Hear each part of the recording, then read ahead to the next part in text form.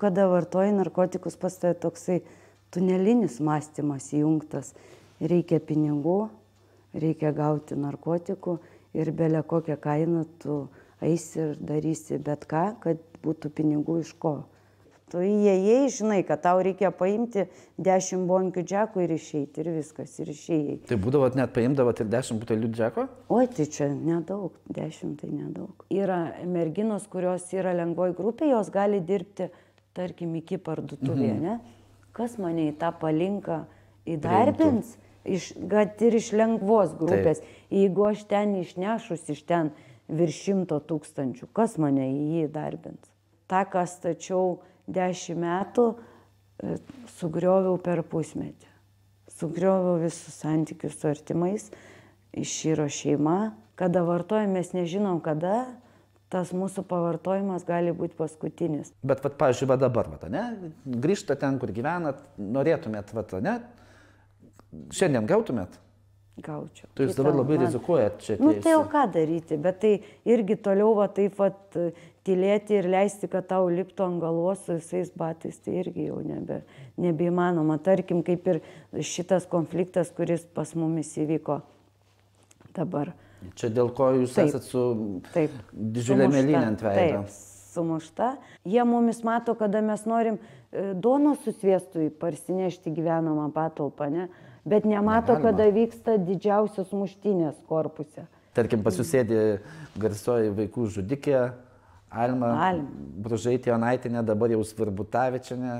Kažkas tai neturi vieno darbo, o Alma turi 3 darbus. Aš taip padarius, man atrodo, aš turbūt visas Roką kamputį prasidėčiau, mane užgriaužtų sąžinė savo, tokį nusikaltimą. Tu sugalvok dar apsiženyti ir taip žinoma, ne? Tu dar sugalvok apsiženyti, dar sukurti savo šeimą ir dar jinai apie vaikus pasvajoja. Apie kokius tu vaikus gali svajoti, jeigu tu savo vaikus savo rankom nužudėjai, tave mažiausiai reikia kastruoti kaip katiną. Aš atsimenu, 2000 metais, kai sėdėjau, jos bėgdavo visur, jos niekur nesustodavo.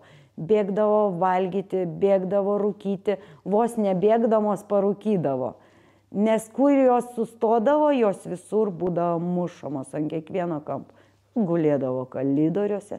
Dieve, kažkokie absurdai. Tai vierkė gal kokia esat? O Dieve, pas mumis nėra į vierkų, nejaukia, aš nevierkė, esu paprasta nuteistoji. Jeigu, tarkim, taip aš manau, jeigu aš įsimylėčiau kažką, tai man nebūtų rodiklio, ne, kažkas, kas kišasi mano. Tai mano širdis, aš įsimylėjau kažkokią panelę, aš nematau čia nieko smerktino, negaliu smerkti, gal kažkada aš pamilsiu moteris, šiandien dienai aš myliu vyrus.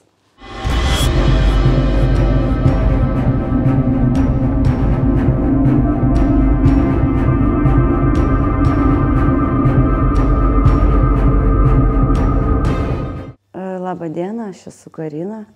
Esam Panevėžio kalėjime? Taip. Seniai čia esat? Nepilni metai. Ir liko dar? Dar metai laiko. Už ką? Čia jūs, kaip sakoma, apdovanojo. Už vagystės, vartojau narkotikus. Kai vartoji, tai taip gaunasi, kad eini kažką tai daryti. Nes reikia pinigų narkotikams. Taip. O vogdavot ką, iš kur? Iš parduotuvių, iš visur, kur tik gali kažką tai paimti, iš visur. Kada vartoji narkotikus, pas tai toksai tunelinis mąstymas įjungtas.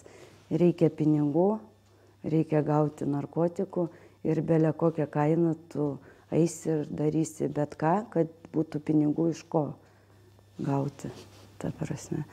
Tai dabar, kai pasižiūriu, pavyzdžiui, buvau teisme, pasižiūrėjau filmuotą medžiagą savo vagystės, taip jau kai blaiviai pažiūri, iš tikrųjų baisu net žiūrėti pačiai tokio naglumo. Taip įeini į parduotuvę, kaip, ta prasme, kaip į kokį savo parduotuvę, susirinkai, ką reikia ir išėjai. Tai tiek pasitikėjimas dar toksai būna didžiulis? Ne tai, kad pasitikėjimas, tu paprasčiausiai jau eini, nes kito kelio nėra. Tu žinai, kad tu turi eiti, pavogti, nes kitaip. O kaip jūs pavogdavot? Užsikišdavot už savo striukės ar tiesiog tai būdavo ir padaryti specialūs maišai, kurie su folija, kad necyptų tie visi įrenginiai, kurie yra įrengti. Nu, tai viskas padaryta, mesgi, kaip sakau, išradingi esam labai, kada žinai, kai reikia. Kada reikia, išradingumo to pakanka.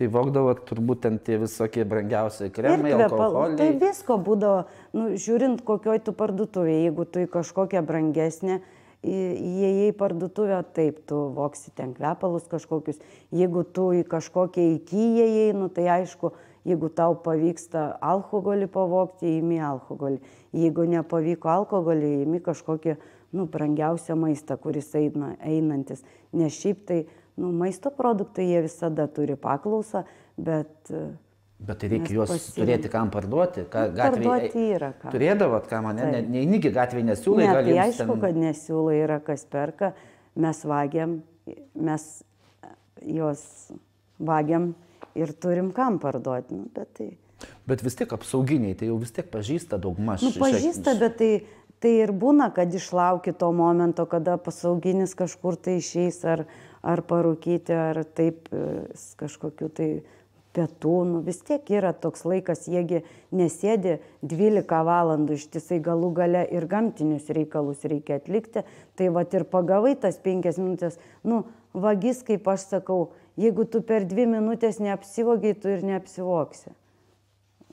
Taip, tu įėjai, žinai, kad tau reikia paimti 10 bonkių džekų ir išeiti, ir viskas, ir išėjai. Tai būdavot net paimdavot ir 10 butelių džeko? Oi, tai čia nedaug, 10 tai nedaug. Ir po 2 dėžės imi, vienoj rankoj, maišas kitoje eini. Nu, Dieve, kiek į rankas telpa, tiek ir imi. Nu. Svarbiausia tą momentą pagauti, kada nėra apsaugos, nors kartais būdavo ir taip, kad vienas žmogus eina sudaužo ten butelius, kitas tuo metu apsaugą kažkaip nukreipia. Nu, mes, sakau, priklausomi žmonės, kada reikia narkotiką, mes esam labai išradingi ir sugebam daugą. Bet aišku, aš tom nesididžiuoju. Dabar, kai aš blaivę galvą pagalvoju, yra gėda iš tikrųjų už savo tokius poelgius, kai jau prablaivėjai, pasižiūri, ką tu padarei, bet nu jau viskas padaryta, jau, kaip sakoma, šaukštai po pietų. O kad aš čia sėdėsiu ir gailėsiuos už tai, nu, yra ir yra, nu taip įvyko. Dabar reikia galvoti į priekį, kažkokius tikslus susistatyti, kad toliau to nevyktų. Nes suprantu, kad daugiau čia sėdėti nebenoriu, vartoti irgi nenoriu. Bet tai kaip atsikratytos priklausomybės, nes nu, vis tiek jūs išeisit į laisvę ir aplinka bus turbūt ta pati kokia? Į aplinką tą pačią, norint išlikti blaiviam, į tą pačią aplinką tikrai negalima grįžti. Aš ir net negalvoju grįžti tą pačią aplinką, nes aš žinau, kad mano aplinkoje buvo paskutiniu metu tik tai draugai pažįstami vartojantis. Taip, aš turiu giminių, kurie nevartoja, bet jie mane palaiko tik tuo metu, kada aš nevartoju. Buvo 9 metai, buvau blaiva, nevartojau, atrodo ir santykiai visi atsistatė ir su broliu, ir su artimai, šiaip tėvai mirė pas mumis. Mano brolis apmokėjo labai daug mokslų man, kad aš išsimokinčiau manikiuristės amato, dirbau pagal individualią veiklą. Bet, nu, atsitiko gyvenimas. Taip atsitiko gyvenime, kad po 9 metų vėl aš sau leidau. Kas atsitiko? Nu, problemų su vyru. Nelabai norėčiau apie tai kalbėti, bet aš negerdavau. Tokioj stresiniai būsenoje aš nežinojau kito atsipalaidavimo. Ir tuo metu, nu, taip gavosi, kad aš po 9 metų atkritau vėl. Vėl važiuojate, ne? Jo, ir dar pradžioje ir dirbau, ir viską bandžiau slėpti nuo vyro, kad vartoju, nuo brolio. Mačiau, kad vis klimstu, aišku, aš turėjau, Airijoje dirbau. Aš galėjau savo nusipirkti narkotikų nepastebimai iš mūsų biudžeto, nes alga buvo tikrai pakankamai gera, kad nepastebėtų vyras. Bet dozė augo su kiekvieną dieną. Vyras matė, jau važiavom plauti 6 kartus ampolės siuvom, vis tiek aš grįžtu vėl iš Vilniaus, vėl grįžtu į Airiją, vėl pradedu vartoti, slapstausi nuo vyro, tai paslapčiau vartoju, bet vis tiek pamatydavau, vis tiek jau ne ta žmona, kuri buvo, jau aš pati save mačiau, kad dar iš veido, jeigu nesimato, kad vartoji, bet tavo jau elgesys visai nebe tas visiškai. Ir brolis pastebėjo, viskas, santykiai sugriuvo, sakau, tą, ką stačiau 10 metų, sugrioviau per pusmetį. Sugrioviau visus santykius su artimais, iširo šeima. Aišku, man bandė dar vyras padėti, bet aš pati pasirinkau eiti toliau vartoti. Man vyras sakė, arba reabilitaciją pasirink, arba skyrybas. Aš išvažiavau į reabilitaciją, sugebėjau reabilitacijai ant adatos sėdėti. Tai čia iš vis absurdas buvo. Aš iš vis nebesupratau, ką aš veikiu toje reabilitacijoje, kokia prasmė čia sėdėti man. Ir galų gale išyro visi santykiai su vyru, dabar einam ant skyrybų. Netgi ir dabar? Iki šiol dar nesiskyrėte iki galo teisingai? Nesiskyrėmės, bet skyrybos... Ir jau neplanuojate? Ne? Kodėl? Taigi vis tiek, jisai pyksta. Per daug visko pridaryta, per tos metus labai daug aš blogo padariau. Ir uošviui daug negerų dalykų padariau. Vogdavo tai iš artimųjų turbūt, ne? Viskas ten. Taip prasidėjo. Nes tai neįmanoma turbūt kitaip. Taip viskas, įsisukau aš į tokį tą velnio ratą, kad aš pradėjau net nebeskirti spalvų. Jeigu jau aš iš uošvio sugebėjau, vos net tos pinigėlius, kuris buvo susitaupęs, kada išeis į pensiją, kad turėti. Jeigu tos sugebėjau išimti, man dabar, kai pagalvoju blaiviai, tai žiauru. Atrodo, kaip aš taip galėjau, bet galėjau. Ir imdavau, ir sugalvodavau visokių naujų pirkinių, man vis kažko reikia, o aš vis dar nežinojau, kad aš jau atkritusi, kad sėdžiu ant sistemos, bet... sakau, sugalvodavau visokių dalykų, tai man pas dantistę, tai man pas tokį daktarą, tai man batų reikia naujų. Ištisas bėdos. Jo, pastoviai, tai aš mokslus noriu tokius mokytis, ten tokius daryti nagus, toliau vėl ten važiuosiu į Vilnių mokslai. Prasidėjo tas melavimas, be perstojo. Galų gale paskui aš mačiau, kad man nebeužtenka Lietuvos algos ant narkotiko, aš pradėjau vagiliauti. Ir šiandien dieną aš čia sėdžiu. Va. Paskaičiavot, kiek esat išleidusi narkotikams? Ne. Nenoriu skaičiuoti. Nenorit, net bijot? Jeigu gydymui vien 20 000 išleista, kad praplauti, įsiūti ampolės, tai ką kalbėti, kiek išleista ant narkotikų. Jeigu mes visi pradėtumėm skaičiuoti, kiek mes išleidom, tai nežinau, sumos tai tikrai nerealios, nenormalios. Šiandien turi 1000, išleisi 1000. Turėtum 10, turbūt ir 10 išleistum, ne? Taip.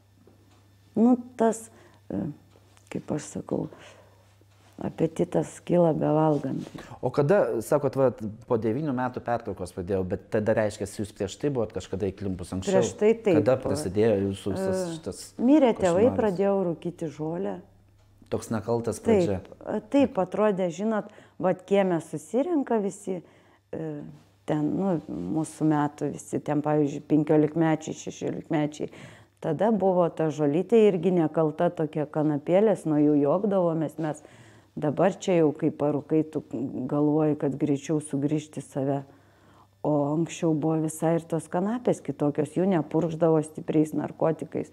Tai būdavo linksma kažkaip, tai ant to žolės ir nepasiesdavom, tik tai, kad buvo tada madoj kanapės, ekstazi, visokie LSD. Madoj, čia tarp jūsų gal madoj? Taip, jaunimas taip leisdavo savaitgalius bent. Būdavo ten į kažkokį klubą nueini, tabletę kažkokią. Viskas prasidėjo, viskas nuo žolės aš. Ir su kiekvienais metais kažkaip tai gaudavos, kad tu pabandai kažko tai stipriau. Tėvai pas mane mirė, aš gyvenau 3 kambarių bute, brolis mano atskirai gyveno, laisvas plotas, niekas nieko nedraudžia. Draugų švęs gyvenimą, ne? Jo. Ir, nu, paprasčiausiai gal, aišku, brolis gal jisai, kai savo šeimą turėjo, jisai jau nematė, kas dedas, ką aš išdarinėjau. Bet kada, nu, pirmą kartą sėdau, jisai padėjo man, sakė, nu, Karina, aš padarysiu viską, svarbu, kad tu nevartotum. Bet po pirmo karto